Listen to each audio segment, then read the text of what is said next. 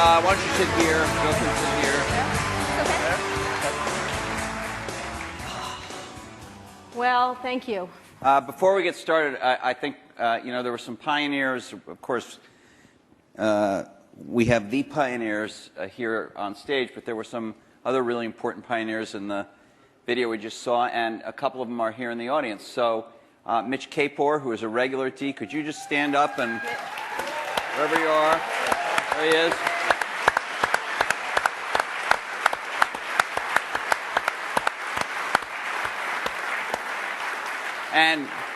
And Fred Gibbons, who has not come to D before but is here tonight. Fred. There's Fred. Right there. And I don't know if he's in the room, but I do want to recognize our fellow journalist Brent Schlender from Fortune, who did the last, to my knowledge, the last joint interview these guys did. It was not on a stage, but it was a Fortune magazine interview. Brent, I don't know if you're in the room. If you are, can you stand? Maybe he's way back there. Way over there.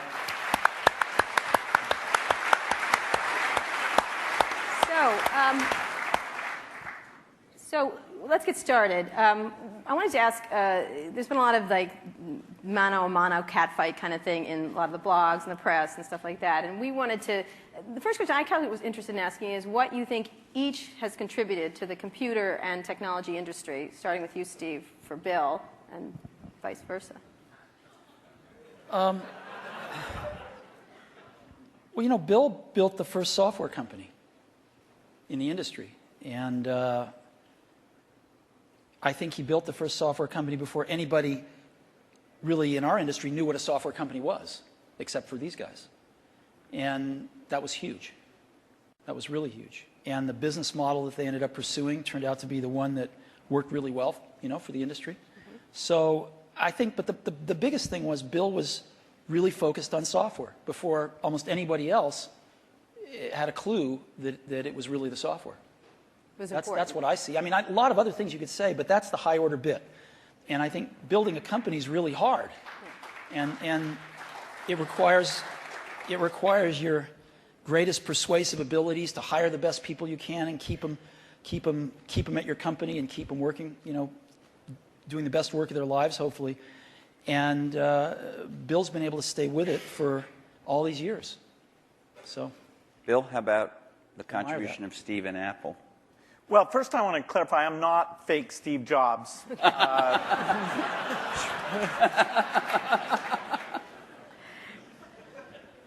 What Steve's done is quite phenomenal. If you look back to 1977, that Apple II computer, the idea that it would be a mass market machine, the bet that was made there by Apple uniquely, there were other people with products, but the idea that this could be an incredible, empowering phenomena, Apple pursued that dream. Then one of the most fun things we did was the Macintosh, and that was so risky. People may not remember that Apple really bet the company. Lisa hadn't done that well, and some people were saying, okay, that general approach wasn't good. But the team that Steve built, even within the company, to pursue that, even some days it felt a little ahead of its time. I don't remember that Twiggy disk drive. 128K. Yeah. The Twiggy disk drive, yes. Steve gave a speech once, which is one of my favorites, where he talked about, in a certain sense, we build the products that we want to use ourselves. So he's really pursued that with incredible taste and elegance that has had a huge impact on the industry. And his ability to always come around and figure out where that next bet should be has been phenomenal. Apple literally was failing when Steve went back and reinfused the innovation and risk-taking that have been phenomenal. So the industry's benefited immensely from his work. We've both been lucky to be part of it, but I'd say he's contributed as much as anyone. Well, we've also both been incredibly lucky to have had great partners that we started the companies with, and we've attracted great people. I mean, so everything that's been done at Microsoft and at Apple has been done by just remarkable people, none of which are sitting up here, today. Well, not us. Well, you're sort of the Not not us. And You're in a way you're the stand-ins for all those other people. in a way we are. In a very tangible way. So Bill mentioned the Apple II in 1977 and 30 years ago, and there were a couple of other computers with which were aimed at the idea that average people might be able to use them. And looking back on it, a really average person might not have been able to use them by today's standards, but it certainly broadened the base of who could use computers. I actually looked at an Apple ad from 1978. It was a print ad that shows you how ancient it was, and it said thousands of people have discovered the Apple computer. Thousands of people, and it also said, you don't want to buy one of these computers where you put a cartridge in. I think that was a reference to one of the Atari or something. I don't know. You want a computer you can write your own programs on. And so the world, and obviously people We had some very strange ads back then. We had one where it was in a kitchen, and there was a woman that looked like the wife, and she was typing in recipes on the computer with the husband looking on approvingly in the back. Stuff like that. Yeah, how did that work for you? I don't think well. So, but just think back to, I know that you started Microsoft prior to 1977. I think Apple started the year before in 76. Microsoft in 74 was when we started writing the 75. basic. And then, then we did shipped the basic in 75. Okay. Most people, some people here, but I don't think most people know that there was actually some Microsoft software in that Apple II computer. Do you want to talk about what happened there, or how that occurred? Yeah, there'd been the Altair and a few other companies, actually about 24, that had done various machines. But the 77 group included the PET, TRS-80, Commodore. and Commodore PET, TRS-80, and the Apple II. The original Apple II Basic, the integer Basic, we had nothing to do with. But then there was a floating point one where, and I mostly worked with Woz on that. Let me tell this story. So Woz, my partner, we started out with this guy named Steve Wozniak, brilliant guy. He writes this basic that is like the best basic on the planet. It does stuff that no other basic's ever done. You don't have to run it to find your error messages. It finds them when you type it in and stuff. It's perfect in every way except for one thing, which is it's just fixed point, right? It's not floating point. And so we're getting a lot of input that people want this basic to be floating point. And like we're begging Woz, please make this floating point. Who's we? How many people are in Apple? Well, me. Yeah. We're begging Woz to make this floating point, and he just never does it. And he wrote it by hand on paper. I mean, he didn't have an assembler or anything to write it with. It was all just written on paper, and he'd type it in. He just never got around to making a floating point. Why? Well, this is one of the mysteries of life. I don't know, but he never did. And so, Microsoft had this very popular, really good floating point basic that we ended up going to them and saying, help. And how much was I think you were telling us earlier? That was $31,000. That Apple paid you for that. The floating point basic. And I flew out to Apple. I spent 2 days there getting the cassette. The cassette tapes were the main ways that people stored things at the time. Right. And, that was fun. I think the most fun is later when we worked together. Well, what was the most fun? Tell the story about the most fun that was later. And maybe later, not the most fun. Let him talk. I'm teasing. Well, Steve can probably start it better. The team that was assembled there to do the Macintosh was a very committed team. And there was an equivalent team on our side that just got totally focused on this activity. Jeff Harber's, a lot of incredible people. And we really had bet our future because on the Macintosh being successful, and then hopefully graphics interface in general being successful, but first and foremost, the thing that would popularize that being the Macintosh.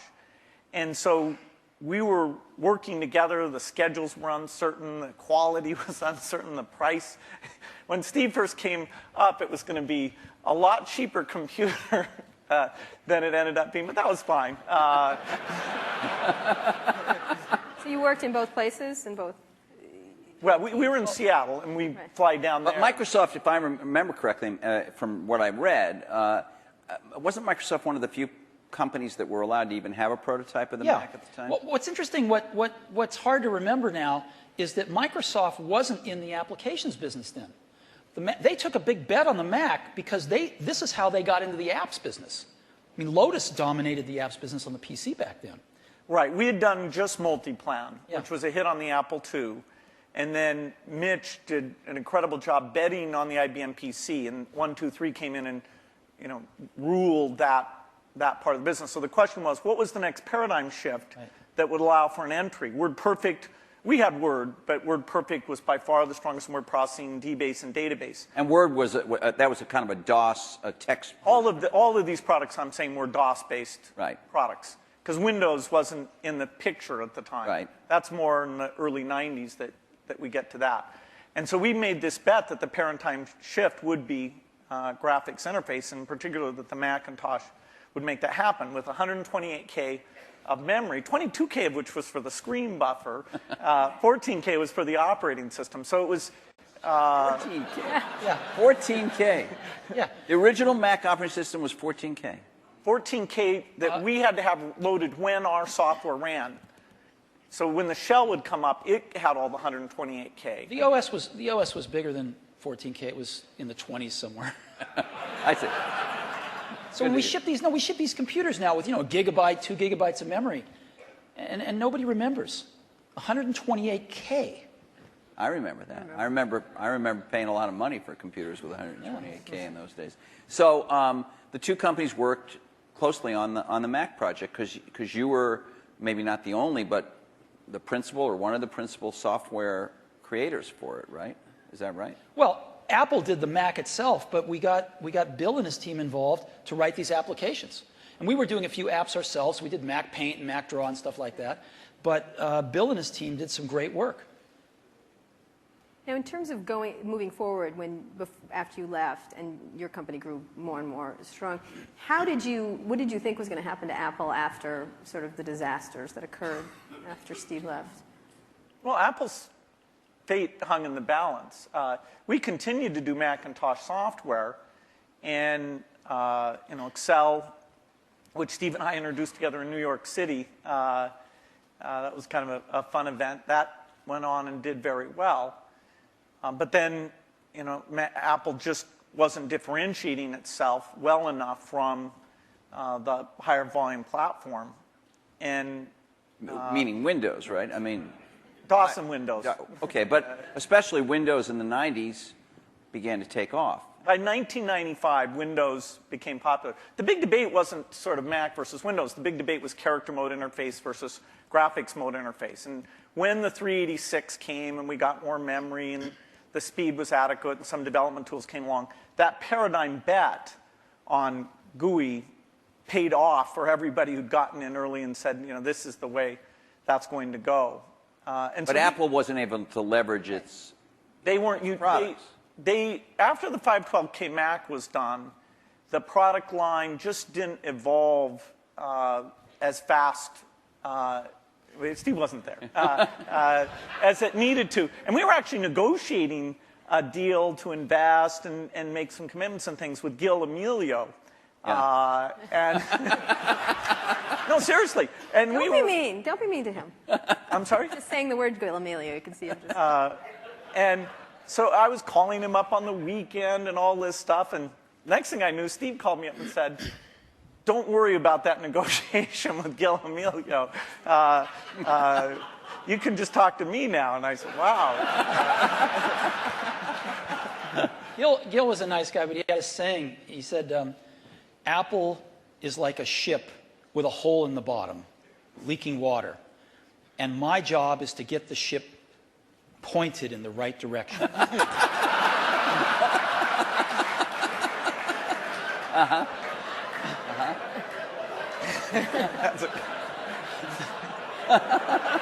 Okay. So, and meanwhile, through all this, I mean, I want to get back to the thing we saw in 1997 at Macworld there, but Windows was just going great guns. I mean, Windows 95, to whatever extent earlier versions of Windows had not had all the features, all the GUI stuff that the Mac had, Windows 95 really was an enormous, enormous leap. Yeah, Windows 95 is when graphics interface became mainstream and when the software industry realized, wow, this is the way applications are going to be done. And it was amazing that it was ridiculed sort of in 93, 94. It was not mainstream. And then in 95, the debate was over. It was kind of just a common sense thing. And it was a combination of hardware and software maturity getting to a point that people could see it.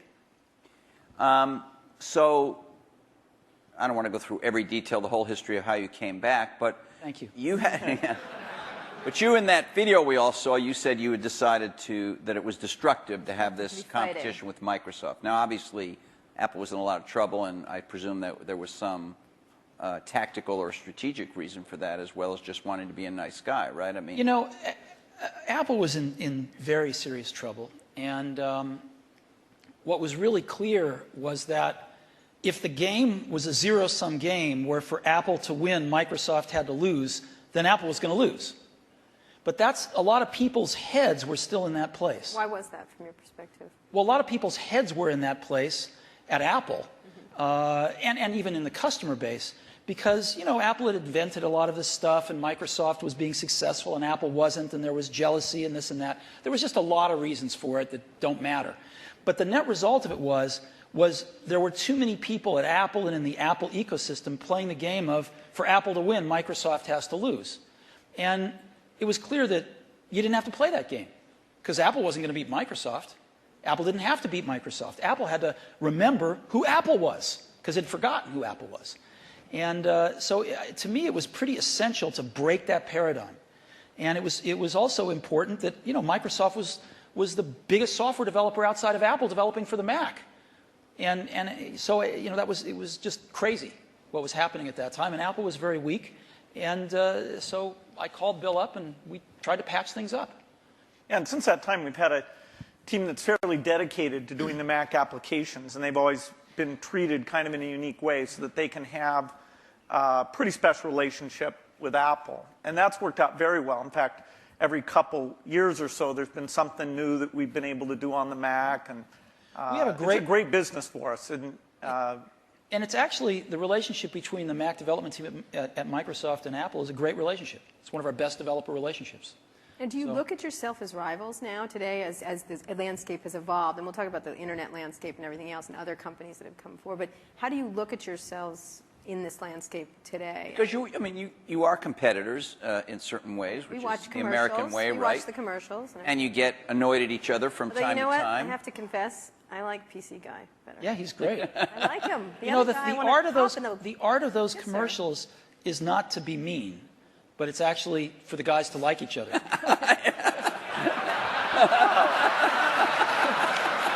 Thanks.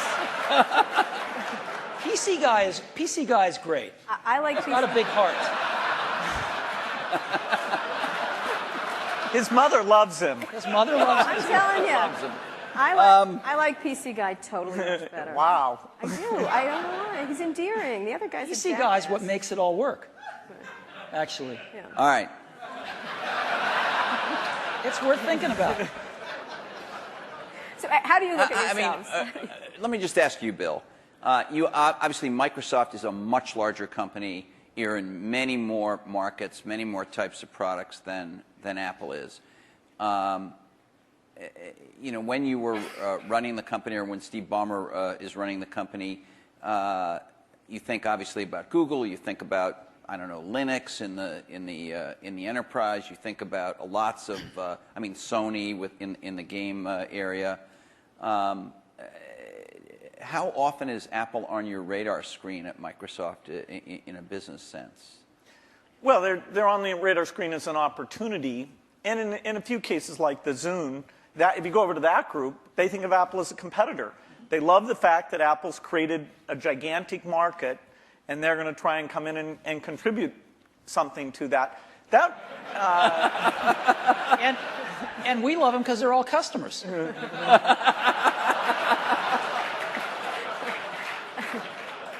I have to tell you, I was actually told by Jay Allard, I'm serious, that because of the nature of the processor, the development platform they used to develop a lot of the software for the Xbox 360 was Macs. And he claimed that at one point they had placed the biggest order for whatever the Mac Tower was at the time of anybody, and it was Microsoft. I don't know if it was the biggest, but yeah, we had the same processor, essentially, that the Mac had. This is one of those great ironies.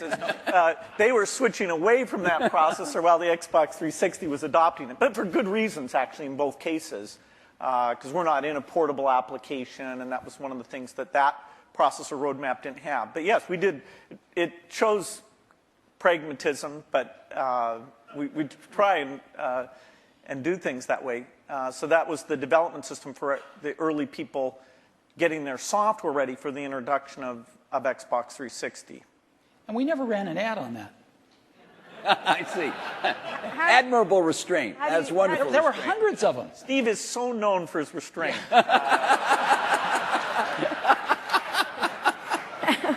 How do you look at Microsoft from an Apple perspective? I mean, you compete in computers and. I mean, you could say you don't compete. You know, the era of destructive whatever whatever you said in 1997, but you think you're consciously aware of what they're doing with Windows. You followed Vista closely, I think. What's really interesting is, and we talked about this earlier today. If you look at the reason that the iPod exists and that Apple's in that marketplace, it's because these really great Japanese consumer electronics companies who kind of owned the portable music market for a long, invented it and owned it, couldn't do the appropriate software, couldn't conceive of and implement the appropriate software. Because an iPod's really just software. It's software in the iPod itself, it's software on the PC or the Mac, and it's software in the cloud for the store. And it's in a beautiful box, but it's software. If you look at what a Mac is, it's OS 10, right? It's in a beautiful box, but it's OS 10. And if you look at what an iPhone will hopefully be, it's software. And so the big secret about Apple, of course, not so big secret maybe, is that Apple views itself as a software company. And there aren't very many software companies left. And Microsoft is a software company. And so, you know, we look at what they do and we think some of it's really great. And we think some of it's, a little bit of it's competitive and most of it's not. You know, we don't have a belief that the Mac is going to take over 80% of the PC market. You know, we're really happy when our market share goes up a point. And we love that, and we work real hard at it. But Apple's fundamentally a software company, and there's not a lot of us left, and Microsoft's one. But you may be fundamentally a software company, but you've been known, at least to your customers and to most journalists, as the company that kind of pays a lot of attention integrating software and hardware. You know, Alan Kay, Microsoft has made some recent moves to be a little more like that. Obviously not in your core biggest businesses, but with Xbox and Zune and, you know, the Surface Computing a device we saw today is another example. These aren't markets that hold up in size to Windows or Office, but they're some of your more recent initiatives. Are the company's approaches to this Alan Kay had urging a little? Or? Alan Kay had a great quote back in the 70s, I think. He said, people that love software want to do their own hardware. You know? Well, Bill loves software. No, I can resist that. The question is, are there markets where the innovation and variety you get is a net positive? The negative is that in the early stage, you really want to do the two together. So you want to do prototyping and things like that, you know, really is one thing. And then let's take the phone market. We think we're on 140 different kinds of hardware. We think it's beneficial to us that even if we did a few ourselves, it wouldn't give us what we have through those partnerships. Likewise, if you take the robotics market, very undeveloped. We have over 140 all tiny volume robots using Microsoft software. And the creativity, building toys, security things, medical things. We love the innovation and the ecosystem that's going to grow up, who knows when, but we're patient around that, and we'll have a great asset with this robotic software platform. So there are things like PC, phone, and robot where the Microsoft choice is to go for the variety. Apple's great. They're, for them, they do what works super well for them. And there's a few markets like Xbox 360, Zune, and this year we have 2 new ones, the Surface thing and this round table, which is the meeting room thing, where we'll actually, through subcontractors, but it's the P&L on the risk and all that for the hardware. The design is completely a Microsoft thing. The round table, is that something you've announced, or were you just... We've shown prototypes of it. That's the thing where it's got the 360-degree cameras and all those. It's like Cisco has something in that market, and HP too, right? Or... Oh, HP has a very high-end thing that's a tiny bit like it. But anyway. All right. Do you ever regret... Was there something you might have wanted to do differently? And maybe you feel like this happened after you left Apple. Something you might have done differently where you could have had a much bigger market share for the Mac? Well, before I answer that, let me make a comment on Bill's answer there, which is, it's very interesting in the consumer market and the enterprise market. They're very different spaces. And in the consumer market, at least, I think one can make a pretty strong case that Windows on PCs, it's hard to see other examples of the software and hardware being decoupled working super well yet. It might in the phone space over time. It might. But it's not clear. It's not clear. You can see a lot more examples of the hardware-software coupling working well. And so I think this is one of the reasons we all come to work every day, is because nobody knows the answer to some of these questions, and we'll find out over the coming years. Maybe both will work fine, and maybe they won't. Yeah, it's good to try both approaches. In some product categories, take music players, the solo design worked better. In the PC market, the variety of designs at this stage has a higher share. It has a higher share? Yeah, it has a lot higher share. Well, it's not that much different in music players the other way around. Is there some moment you feel like I should have done this or Apple should have done that and we could have had? You stuck to this idea of these hardware-software integration, and it's working very well now. There's a lot of things that happened that I'm sure I could have done better when I was at Apple the first time, and a lot of things that happened after I left that I thought were wrong turns, but it doesn't matter. It really doesn't matter, and you kind of got to let go of that stuff, and we are where we are. So we tend to look forward, and one of the things I did when I got back to Apple 10 years ago was I gave the museum to Stanford and all the papers and all the old machines and kind of cleared out the cobwebs and said, let's stop looking backwards here. It's all about what happens tomorrow. And because you can't look back and say, well, gosh, I wish I hadn't gotten fired. I wish I was there. I wish this. I wish that. It doesn't matter. And so let's go invent tomorrow rather than worrying about what happened yesterday. Let's talk about, we're going to talk a little bit about tomorrow, but let's talk about today, the landscape of how you see the different players in the market and how you look at what's developing now. What has surprised both of you since having been around for so long and still very active in everything? I mean, your companies are still critically key companies, but there are many, many companies that are becoming quite powerful. How do you look at the landscape at this moment and what's happening, especially in the internet space? I think it's super healthy right now. I think there's a lot of young people out there building some great companies who want to build companies, who aren't just interested in starting something and selling it to one of the big guys, but who want to build companies. And I think there's some really exciting companies getting built out there, some next generation of stuff that some of us play catch up with, and some of us find ways to partner with and things like that. But there's a lot of activity out there now, wouldn't you say? Yeah, I'd say it's a healthy period. Yeah. The notion of what the new form factors look like, what natural interface can do, the ability to use the cloud, the internet, to do part of the task in a complementary way to the local experience. There's a lot of invention that the whole approach of startups, the existing companies who do research, we'll look back at this as one of the great periods of invention. I think so too. There's a lot of things that are risky right now, which is always a good sign, and you can see through them. You can see to the other side and go, yes, this could be huge, but there's a period of risk that, nobody's ever done it before. Do you have an example that would, for example? I do, but I can't say. Okay. And so, but I can say, when you feel like that, that's a great thing. Right. That's what keeps you coming to work in the morning, and and it tells you there's something exciting around the next corner. Okay, but so the two of you have certainly you're involved every day with the internet. You have internet products. You have a whole slew of stuff on the internet.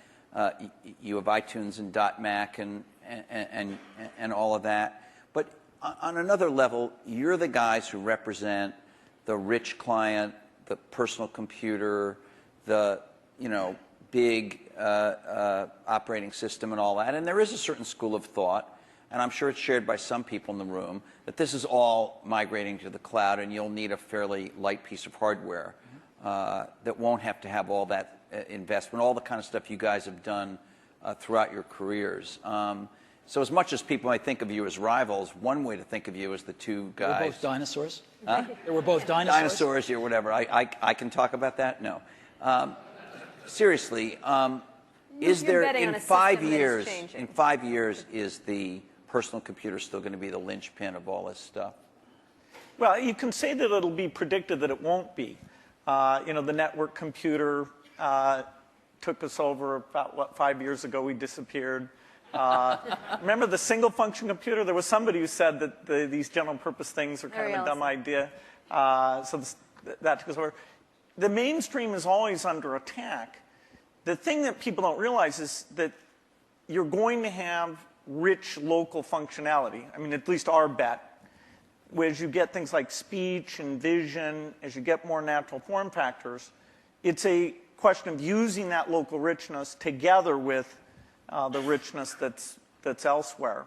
And as you look at the device, say, that's connecting to the TV set or connecting in the car, there are lighter weight hardware internet connections. But when you come to the full screen, rich, edit the document, create things, I think we're nowhere near where we can be on making that stronger. I'll give you a concrete example. I love Google Maps, use it on my computer, in a browser. But when we were doing the iPhone, we thought, wouldn't it be great to have maps on the iPhone? And so we called up Google, and they'd done a few client apps in Java on some phones, and they had an API that we worked with them a little on. And we ended up writing a client app for those APIs. They would provide the back-end service. And the app we were able to write, since we're pretty reasonable at writing apps, blows away any Google Maps client. Just blows it away. Same set of data coming off the server, but the experience you have using it is unbelievable. It's way better than the computer. And just in a completely different league than what they'd put on phones before. And, that client is the result of a lot of technology on the client, that client application. So when we show it to them, they're just blown away by how good it is. And you can't do that stuff in a browser. So people are figuring out how to do more in a browser, how to get persistent state of things when you're disconnected from a browser, how do you actually run apps locally using apps written in those technologies so they can be pretty transparent whether you're connected or not. But it's happening fairly slowly, and there's still a lot you can do with a rich client environment. At the same time, the hardware is progressing to where you can run a rich client environment on lower and lower cost devices, on lower and lower power devices.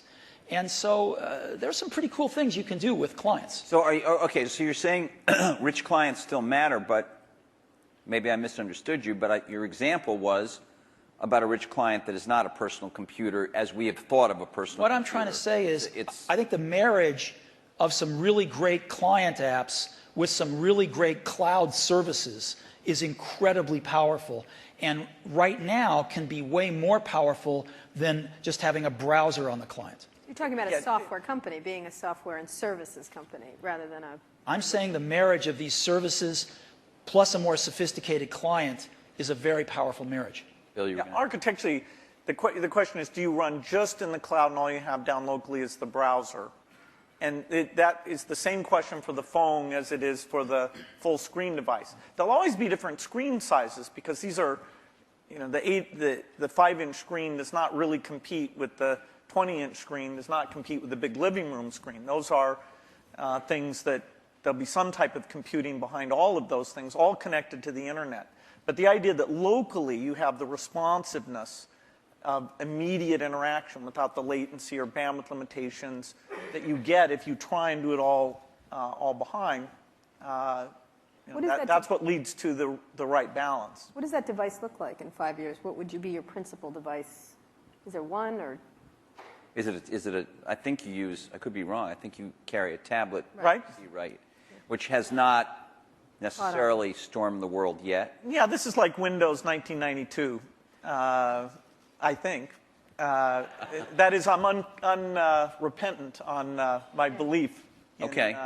But to go back to Kara's point, what would you each imagine that you would carry as your principal, let's say, thing to do? I mean, the Jeff web Hawkins and showed a very lightweight email device and all that kind of stuff. Yeah, I don't know if you guys saw, but Jeff Hawkins showed a Linux-based, a very small. I think he called it a companion to a smartphone today. A phone companion. It sounded a little naughty, frankly.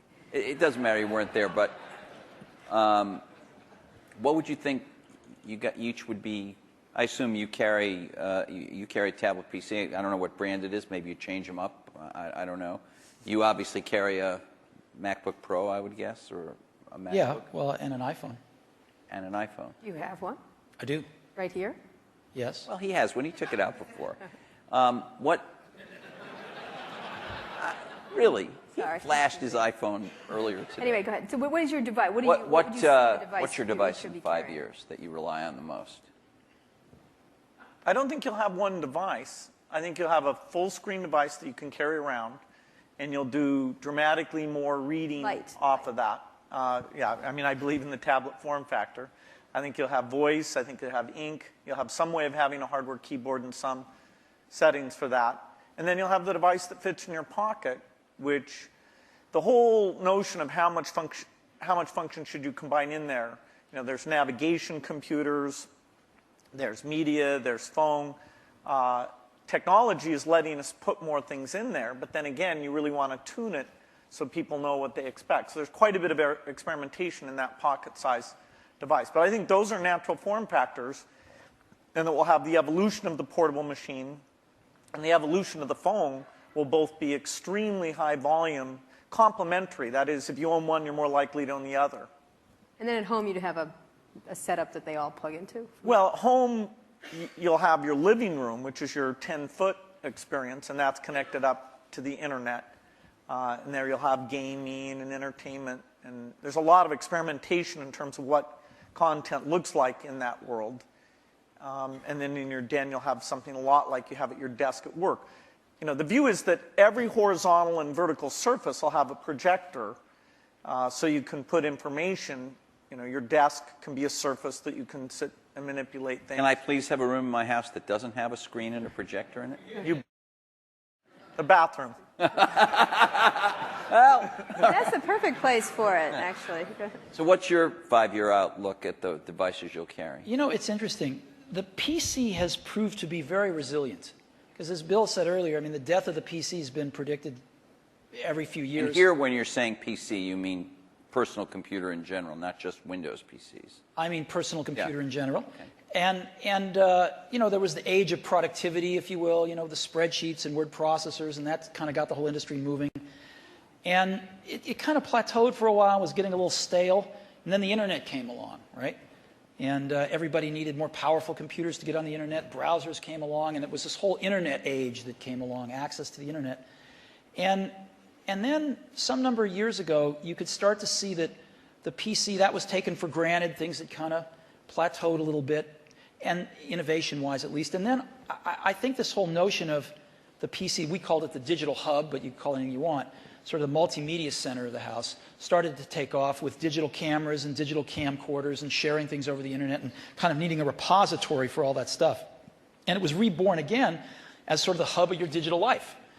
And you can sort of see that there's something starting again. It's not clear exactly what it is, but it will be the PC maybe used a little more tightly coupled with some back-end internet services and some things like that. And of course, PCs are going mobile in an ever greater degree. So I think the PC is going to continue, this general purpose device is going to continue to be with us and morph with us, whether it's a tablet or a notebook or a big curved desktop that you have at your house or whatever it might be. So I think that'll be something that most people have, at least in this society. In others, maybe not, but certainly in this one.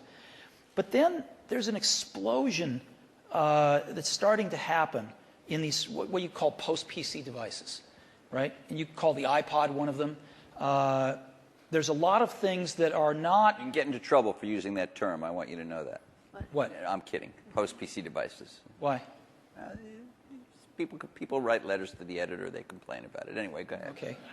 Well, anyway, I think there's just a category of devices that aren't as general purpose, they're really more focused on specific functions, whether they're phones or iPods or Zunes or what have you.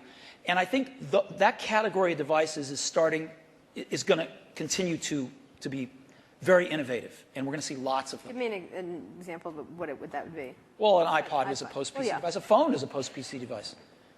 Is the iPhone and are some of these other smartphones, and I know you believe that the iPhone is much better than these other smartphones at the moment, but are these things, aren't they really just computers in a different form factor? I mean, when you use the word phone, it sounds like... We're getting to the point where everything's a computer in a different form factor. So what? Right? So what if it's built with a computer inside it? It doesn't matter. It's what is it? How do you use it? How does the consumer approach it? And so who cares what's inside it anymore? So what are the core functions of the device formerly known as the cell phone, whatever we want to call it, the pocket device? What would you say the core functions? Like 5 years out, what are the core functions of that pocket device? How quickly all these things that have been somewhat specialized, the navigation device, the digital wallet, the phone, the camera, the video camera, how quickly those all come together, it's hard to chart out. But eventually, you'll be able to make something that has the capability to do every one of those things.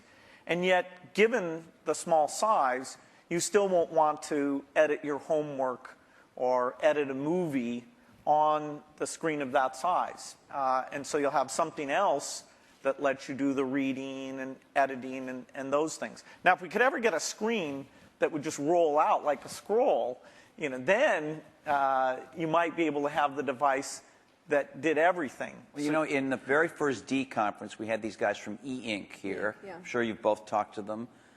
They were talking about that. That was 5 years ago. It's always 5 years out. Do you? Yes, we can't. There's some advances in projection technology that are more likely to deliver it, I think, than the flexible material guys. But it's not even on the horizon, no matter which of the two approaches are pursuing. We have some Microsoft research people who work on that, and there's a lot of investment, but it's at least in the 5-year time frame. 5 years from now, what's going to be on that pocket device? I don't know. And the reason I don't know is because I wouldn't have thought that there would have been maps on it 5 years ago. But something comes along, gets really popular, people love it, get used to it, you want it on there. So people are inventing things constantly, and I think the art of it is balancing what's on there and what's not on there, is the editing function. And clearly, most things you carry with you are communications devices.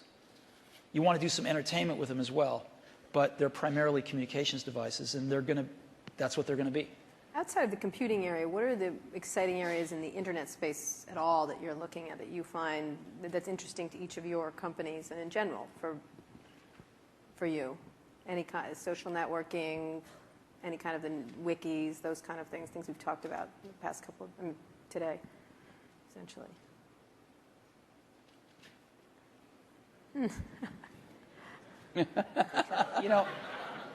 We're working on some things that I can't talk about. Again, yeah. But there used to be beautiful. There used to be a saying, isn't it, at Apple? It's going to blow us away, though, when you can't talk. Wow, it's great. There used to be a saying at Apple, isn't it funny, a ship that leaks from the top? So, that's kind of like a sweater without sleeves as a vest. I don't get that. That was what they used to say about me when I was in my 20s. Okay. There's a zillion interesting things going on the internet. The most interesting things to me are these incredible new services that people are bringing up. And Surrounding entertainment, or there's a lot of them surrounding entertainment, but there's a lot of them that have to do with just sort of figuring out how to navigate through life a little more efficiently. And I think, it's really great when you show somebody something and you don't have to convince them they have a problem that this solves. They know they have a problem. You can show them something, they go, oh my God, I need this. And I think you're going to see a lot of things like that happen over the next year or two. Do you, you obviously have a very large internet business with iTunes, and you sell a lot of stuff on the Apple Store. But, you were early with this idea that when you bought a computer from Apple, you had this kind of internet service back end, and it was called .Mac. And I think a lot of people feel you haven't developed it very much. I couldn't agree with you more, and we'll make up for lost time in the near future. And in your case, you obviously have huge things like Hotmail, for instance, which is, I guess, and Windows Messenger, which are both widely used, and I don't even know how many users. A gazillion. Huge numbers. But on the other hand, you haven't, as Steve Ballmer was talking about today, you have other people have much stronger positions in things like search and other parts of the internet. So, are you guys, because you are the personal computer companies that are best associated with that, not as nimble as some of these competitors at this point? Do you worry about not being as nimble, both of you? I mean, obviously Microsoft's a much bigger company, but you're a big company. Steve, Apple is. Do you worry about not being as nimble as somebody sitting out there with, the kind of 10 employees that you guys had in 1977? Well, there's always going to be great new things that come out of other companies, and you want to be in a position to benefit from those, to have those inventions drive demand for Windows and personal computers, and then some of those upstream things you want to participate in. I hope Steve mentioned we are going to participate in search, hopefully to a higher degree in the future. He did mention that, yeah. Than at present, so we'll see what we can do there. A lot of the applications are more specialized, so they're not areas we'll go into. Take what can happen with education now, that video is mainstream, and all these tools that let you do rich interactions are very mainstream. I'm very excited about that. The idea of empowerment goes back to the very beginning of our industry, and some of those dreams that this would be used by students, or that teachers could get better and learn from each other in these new ways. We're just at the threshold where some of those things can happen. And yes, our companies can contribute to that, but as a whole, it's the ecosystem jumping on and building on each other where you can finally say, finally, technology did something for education.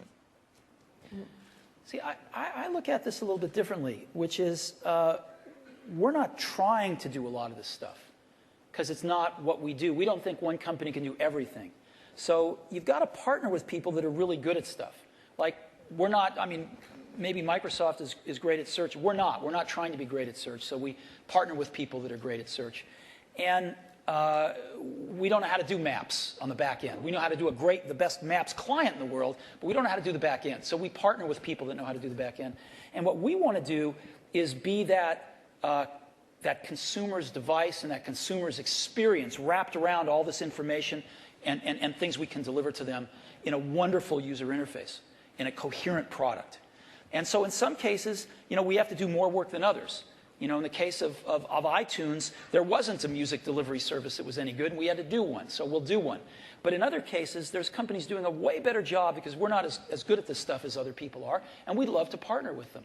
And so, we selectively do that. And I think it's really hard for one company to do everything.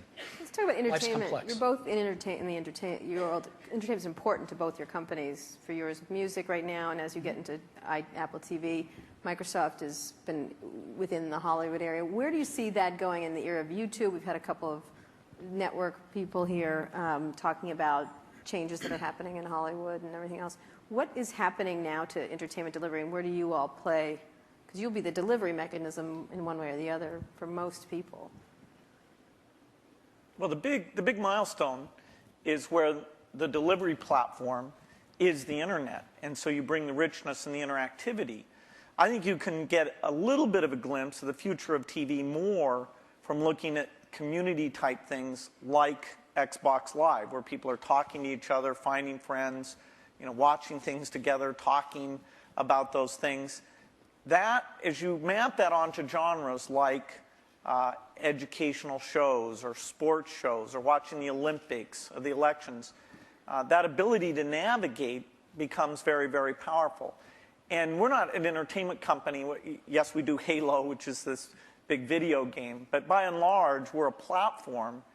And so it's the tough software things, whether it's the speech or the ink or the deep graphics, that's where things that take 10 years to get done, the IPTV stuff, the foundation there, it took 10 years to get it done. Now it's finally coming to fruition, and we have people like AT&T betting their company on putting that together. So we're just at the start of having a scale entertainment delivery vehicle both through PCs, unfortunately not connected up to the TV set in most cases, but that's a point of innovation. And now things like IPTV and Xbox that are connected up in the living room.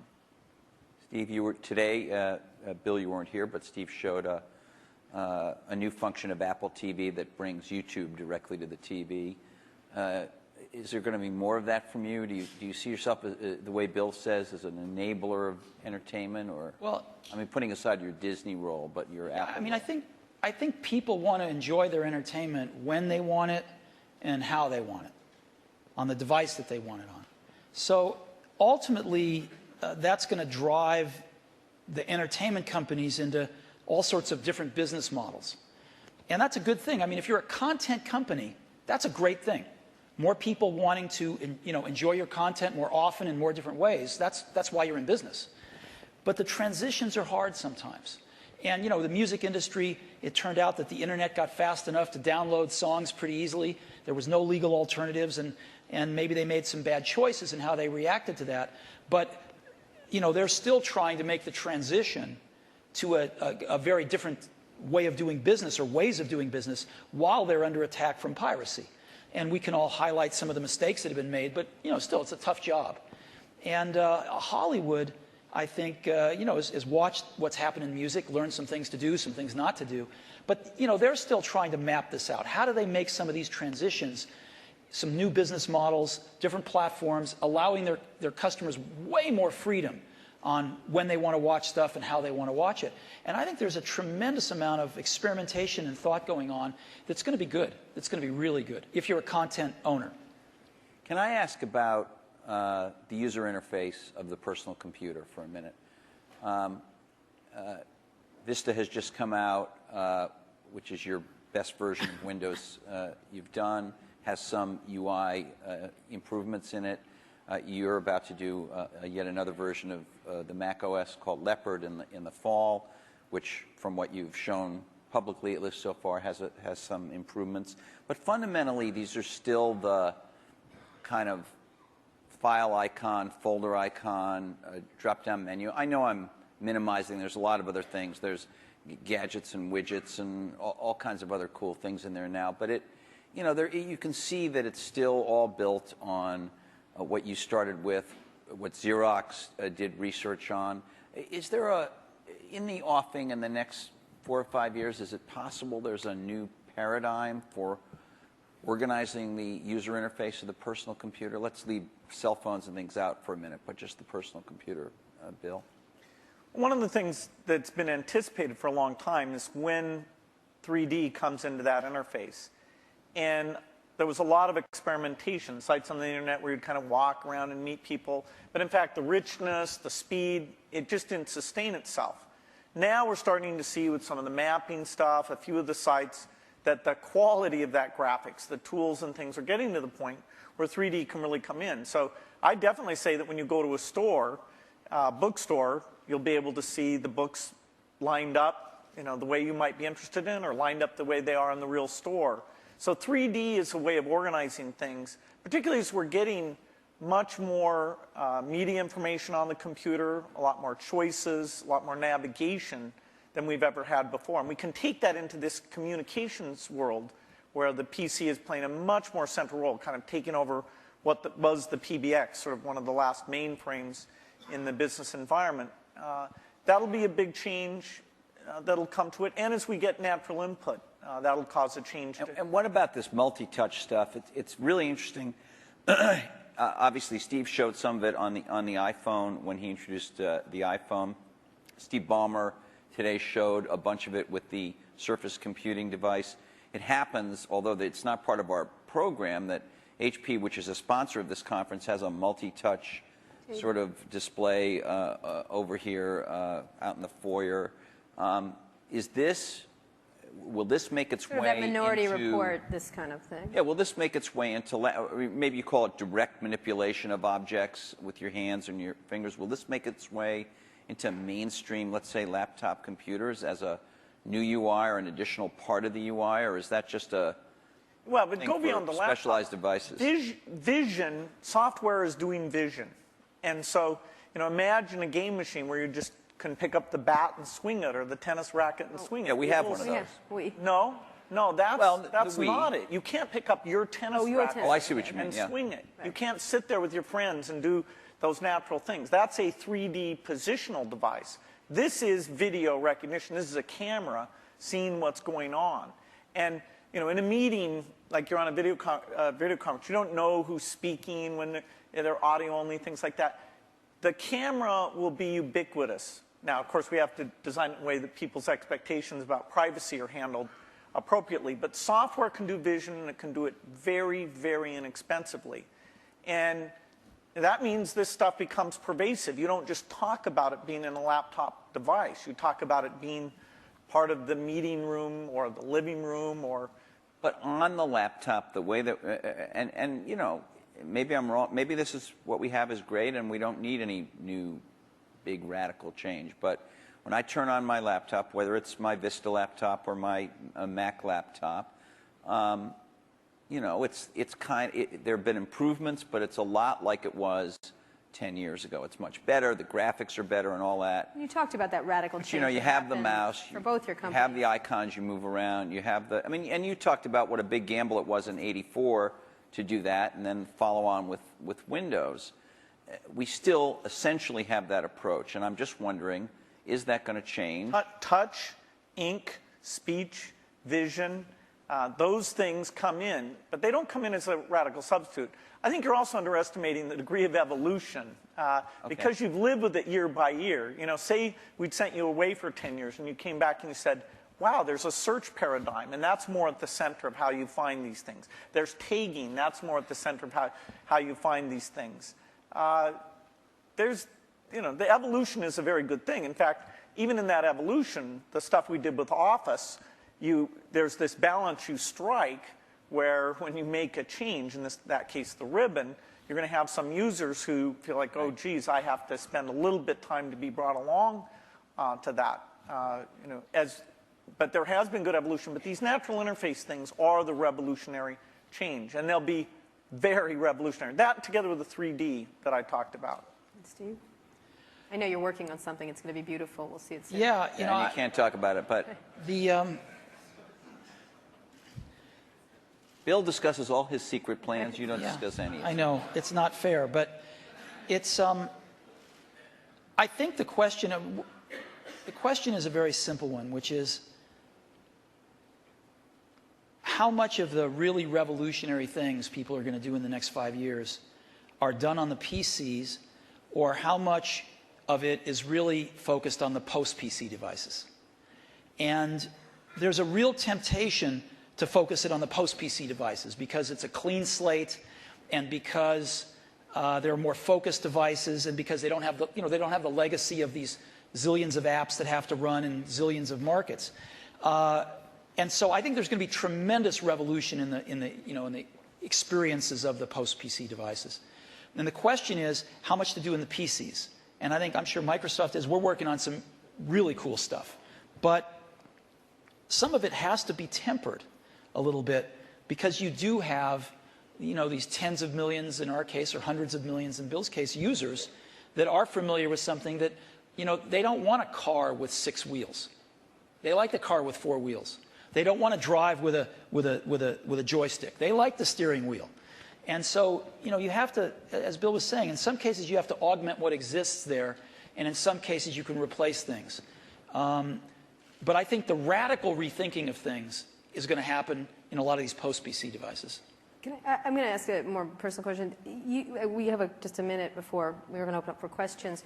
What's the greatest, I'm not going to call this the Barbara Walters moment and ask you what tree you'd like to be, but what's You would love to be Barbara Walters, let me just tell you. No, I would not. What's the greatest misunderstanding? Ding, right.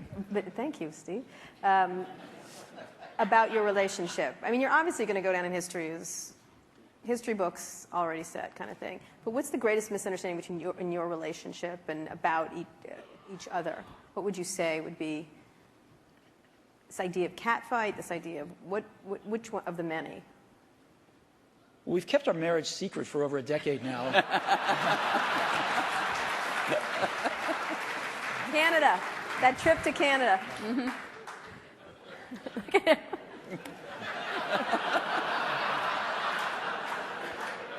Was there? I don't think either of us have anything to complain about in general. And I know that the projects, like the Mac project, was just an incredible thing, a fun thing where we were taking a risk. We did look a lot younger in that video. We did. You look 12 in the first one. That's how I try and look. He was 12. But, it's been fun to work together.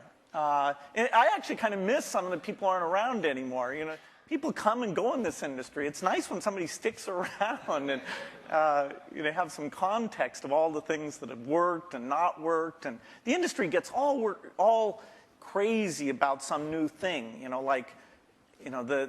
There's always this paradigm of the company that's successful is going to go away and stuff like that. It's nice to have people seeing the waves and waves of that, and yet been willing when it counted to take the risk to bring in something new. Has it been important? One last question, and then we'll go to the audience. No, he didn't answer us because he just said this. I have an answer. He only talked about his secret gay marriage. Yeah. So. I thought that was your answer. No, that wasn't my answer.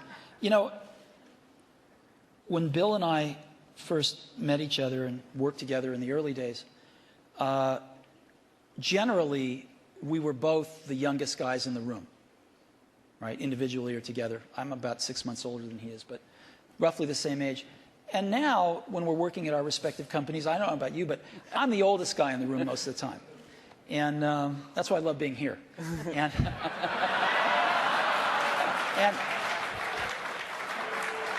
so happy to oblige. Happy to oblige. And I think of most things in life as either a Bob Dylan or a Beatles song. But there's that one line in that one Beatles song, you and I have memories longer than the road that stretches out ahead. And that's clearly true here. Well, you know what? I think we should end it there. Let's just end it there. I'm going to have a little tear right here. Thank you. Thank you very much. Thank you so much. Sure. Thank you.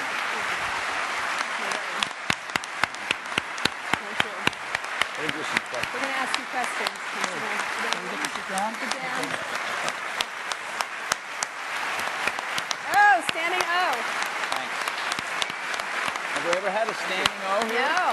I don't know. The toilet. No.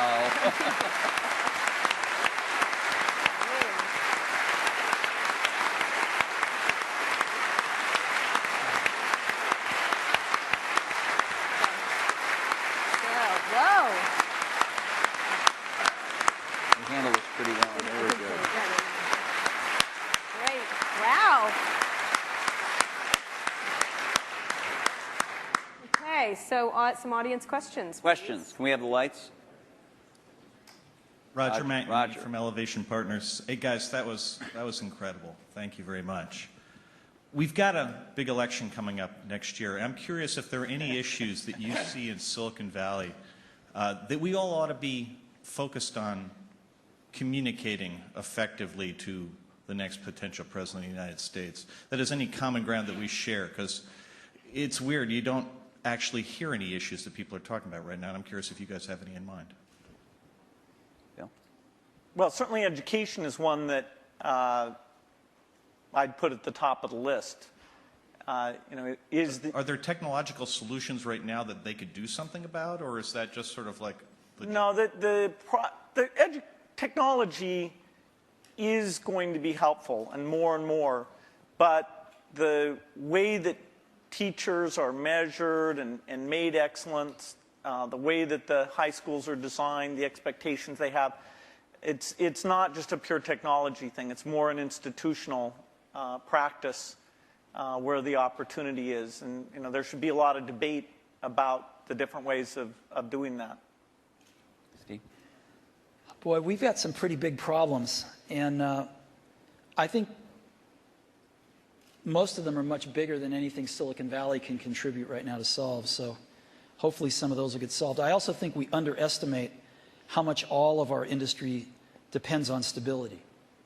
We've enjoyed a long period of stability, and we've been able to focus on technology and growing our businesses and stuff, and I think we take that for granted sometimes.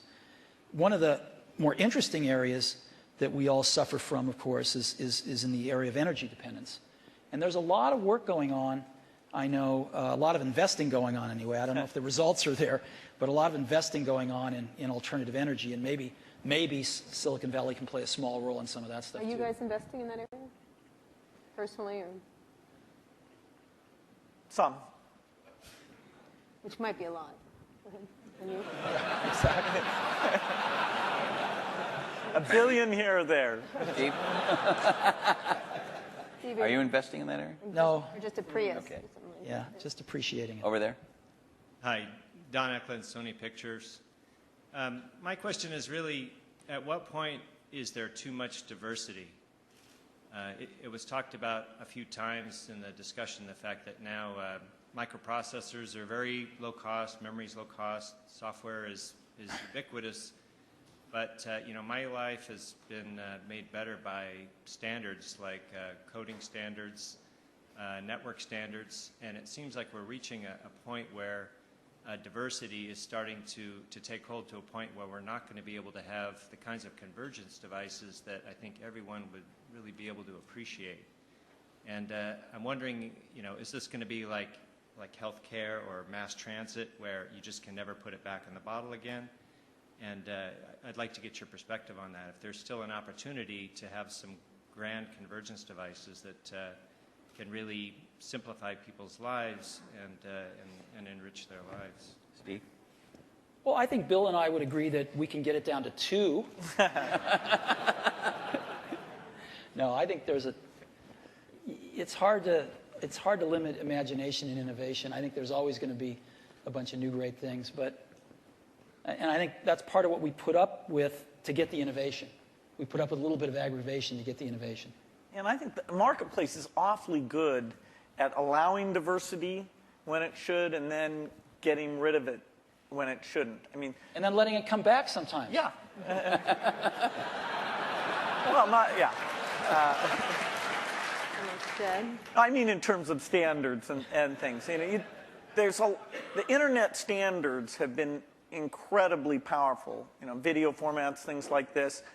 And so I don't see things that are going to really hold back a convergence device. Sure, there's a lot of wireless approaches, but that's pretty healthy right now. They each have various merits. A few of them will end up overlapping the other ones and kill the other ones out. But I think the industry's done very well at latching on to standards for the things that there were no longer any innovation in, and then focusing on the places where it wasn't clear which approach was best. Jesse? Hi, I'm Jesse Kornbluth, headbutler.com. Because you're not the youngest guys in the room anymore, it's perhaps appropriate to ask you a question about legacy, each of you. Bill, even your harshest critic would have to admit that your philanthropy work is planet-shaking, incredible, and could be, if you make it, a second act so amazing that it would dwarf what you've actually done at Microsoft.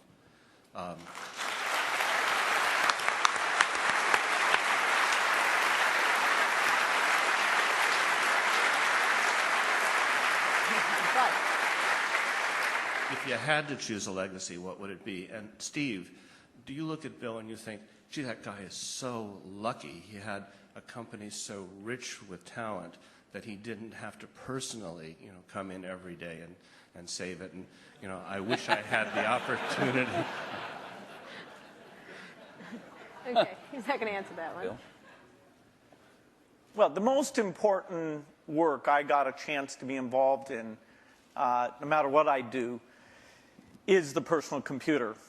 That's what I grew up, my teens, my 20s, my 30s. I even knew not to get married until later because I was so obsessed with it. That's my life's work. And it's lucky for me that some of the skills and resources, but I'd put skills first, that I was able to develop through those experiences can be applied to the benefit of the people who haven't had technology, including medicine, working for them. So it's an incredible blessing to have two things like that. But the thing that if you look inside my brain, it's filled with software and, the magic of software and a belief in software. That's not going to change. Okay. So your question was about whether I wish I didn't have to go into Apple every day? No, if you envy Bill a bit, this second act that he has. Oh, no, I think it's I think the I don't world's do anything else. But I think the world's a better place because Bill realized that his goal isn't to be the richest guy in the cemetery, right? That's a good thing, and so he's doing a lot of good with the money that he made. I'm sure Bill was like me in this way. I mean, I grew up fairly middle class, lower middle class, and I never really cared much about money. And Apple was so successful early on in life that I was very lucky that I didn't have to care about money then. And so I've been able to focus on work and then later on my family. And I sort of look at us as two of the luckiest guys on the planet because we found what we loved to do and we were at the right place at the right time. And we've gotten to go to work every day with super bright people for 30 years and do what we love doing. And so it's hard to be happier than that. Your family and that. What more can you ask for? And so I don't think about legacy much. I just think about being able to get up every day and go in and hang around these great people and hopefully create something that other people will love as much as we do. And if we can do that, that's great. I think the middle. Yeah. Thanks, Steve and Bill. Rob Kelly. I'm here with my business partner. We've got a 100-person internet media business. I'm wondering what would be the single most valuable piece of advice you'd give us to even attempt to create some of the value that you guys have done in both your very impressive companies.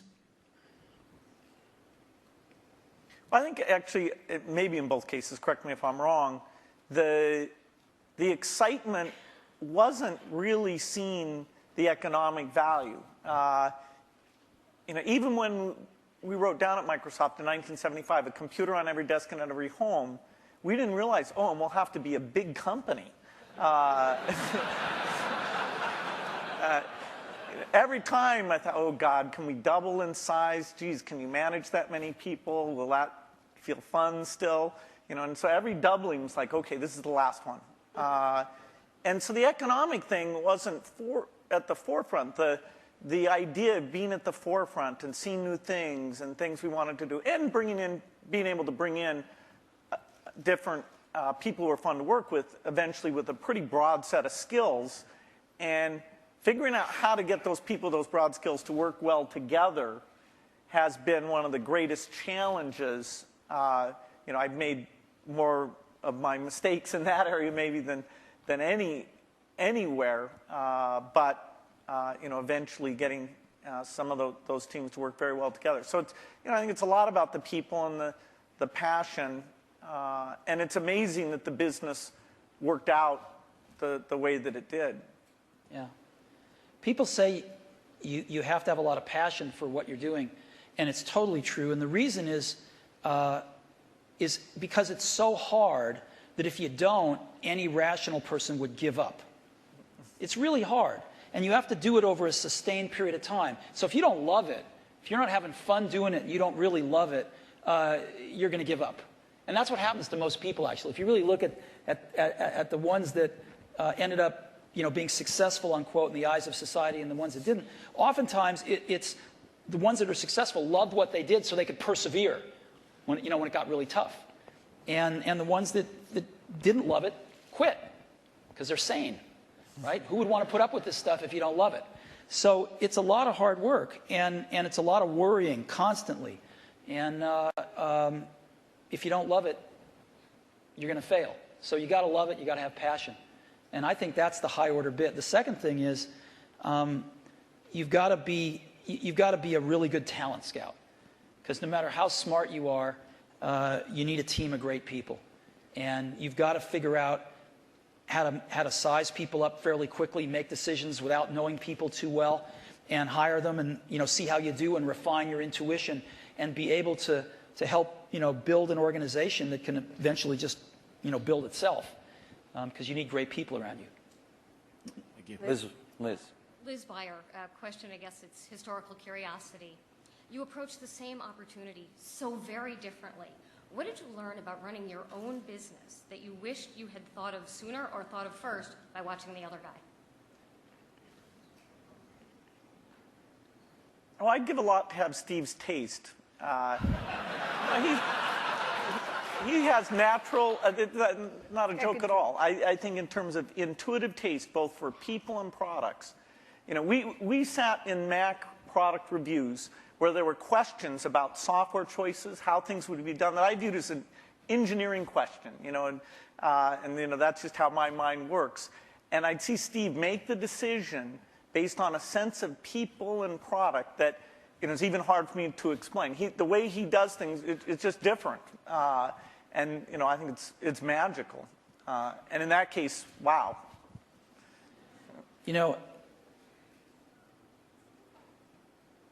Because Woz and I started the company based on doing the whole banana, we weren't so good at partnering with people.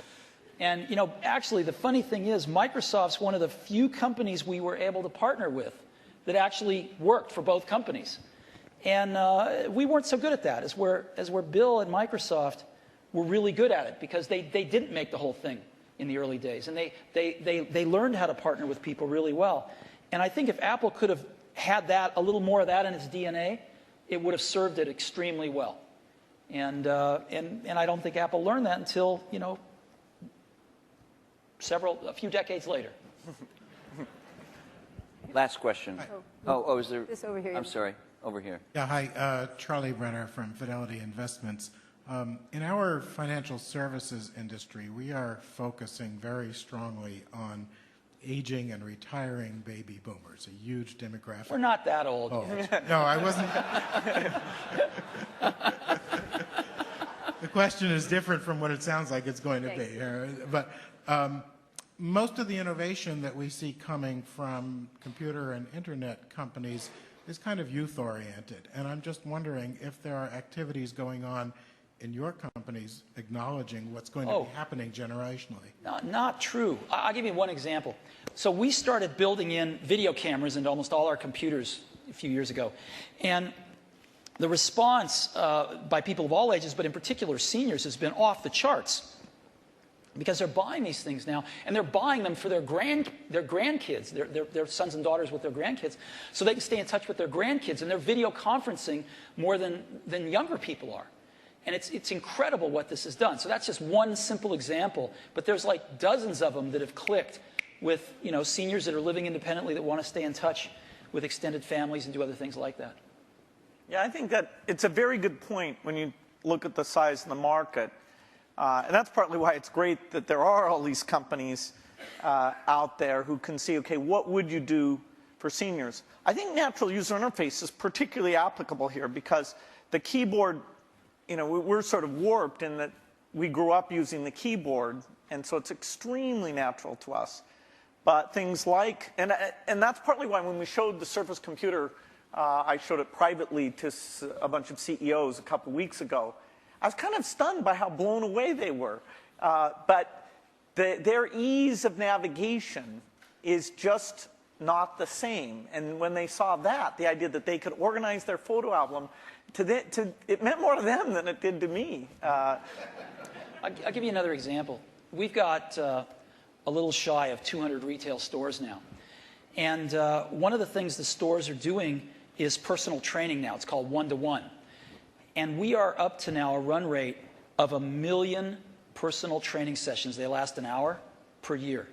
1 million per year. You only started a little while ago, right? Yeah. We started about a year ago. And we're up to 1 million training sessions a year run rate now. And a lot of those folks, some of them anyway, many of them are seniors. And they're coming in and they're spending an hour learning how to use Office, and they're spending an hour learning how to video conference. And they can basically come in as much as they want, and they can schedule these things throughout a year, and they pay $99, I think, a year for it. And it's been great. Last question. Now the last question over there. We all share a common science fiction experience of the metaverse or the Matrix, where we all could communicate without being in the same place. And by the way, thank you both for providing us the best platform so far to go to chat rooms or to all go to a MySpace. It's a far cry from these things that we see on Star Trek or the holodeck. What kinds of things can you imagine that are partway there that could be much better than the 3-window iChat that we might see in the next 5 or 10 years? Well, I don't think Steve's going to announce his transporter. I want Star Trek. Just give me Star Trek. No, I think short of the transporter, most things you see in science fiction are, in the next decade, the kinds of things you'll see. The virtual presence, the virtual world that both represents what's going on in the real world and represents whatever people are interested in. This movement in space as a way of interacting with the machine. I think the deep investments that have been made at the research level will pay off with these things in the next 10 years. Steve? I don't know. And that's what makes it exciting to go into work every day. Because there's, as we talked about earlier, this is an extraordinarily exciting time in the industry. And lots of new stuff happening. So, I can't even begin to think of what it's going to be like 10 years from now. Great. Thank you so much. Thank you so much. Thank you so much. Great.